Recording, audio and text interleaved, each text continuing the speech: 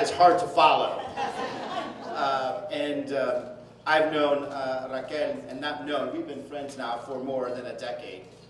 Whether it was protesting Sheriff Joe Arpaio, protesting, by the way, she got arrested. I ran faster.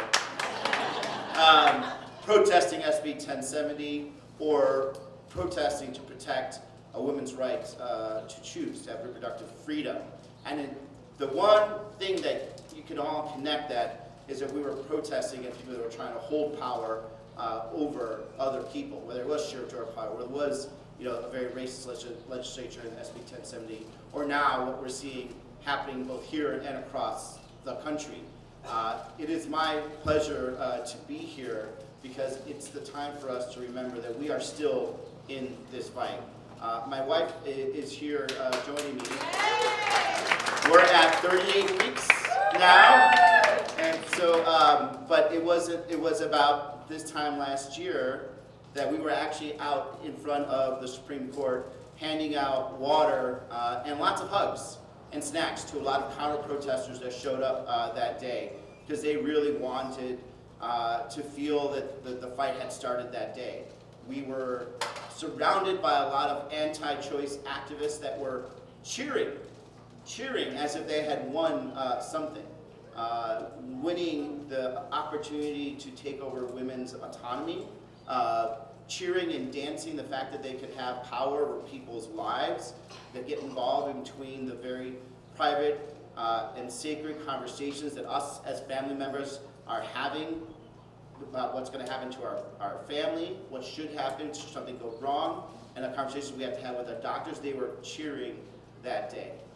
And then the next day when I got to the floor, hearing my, I don't call them colleagues at this point, saying that, oh, it'll be forgotten by the election day. You guys remember that? Yeah. Remember all the pundits were on TV saying, well, they're going to forget about it. Women are going to forget about this every day. I even heard it from some of my male friends. I remember telling my wife after this, a meeting with a couple of male friends who are pro-choice, like, well, I think women are going to forget about this. They're just not going to remember. And I have to remind them, like, many of them remember this and get reminded every 28 days.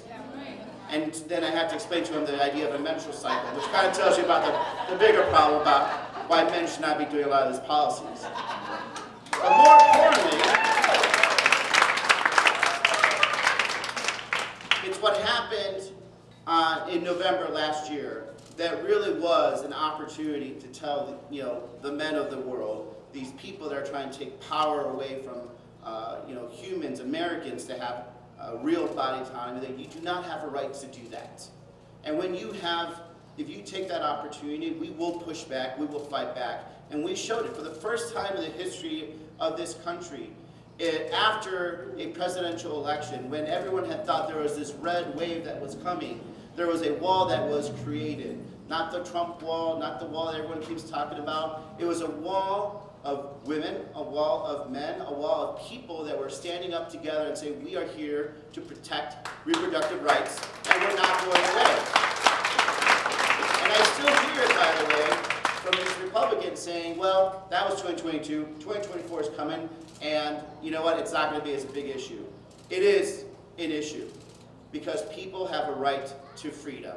And it doesn't matter what year it is. It could be a 2-year cycle, it could be a 4-year cycle, it could be a 6-year, it could be 10, 20 years.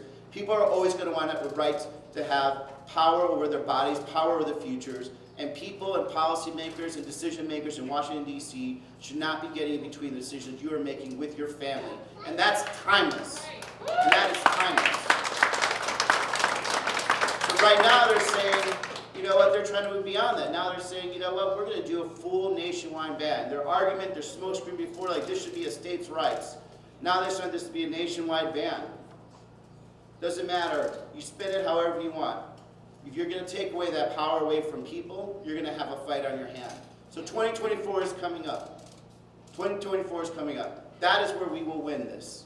We will win this on the field, in the ballot box, in the hearts and minds of Americans, in the heights, especially of Arizonans. This is a pro-choice, freedom state. It has been. It always has been. And we will prove it. We'll prove it in the ballot box. We'll prove it at the door knocks. We'll do it on the phones. And no matter what, they will not be able to change the trajectory of where this country is going. This is a pro-choice, pro-freedom, body autonomy country, and it doesn't matter how many times we want to go on TV and see otherwise, we will prove them otherwise in the field of polls, at the polling stations, and at the ballot box. Thank you so much. Let's keep up the fight.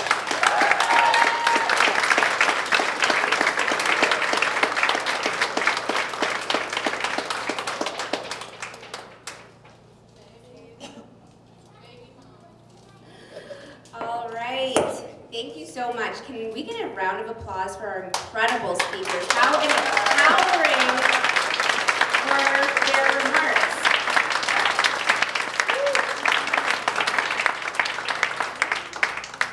So I want to thank everyone for coming out today. It doesn't have to be over. We have lots of tables and resources and community here. I want you, and I hope that you do feel what I talked about in the beginning, that this doesn't have to be a day of deep despair. We don't have to get lost in that sea of despair, because this is our time, this is our moment to reclaim and to rebuild our future much better than anything that existed before. Thank you so much for coming out. Thank you for your support, and let's go get them.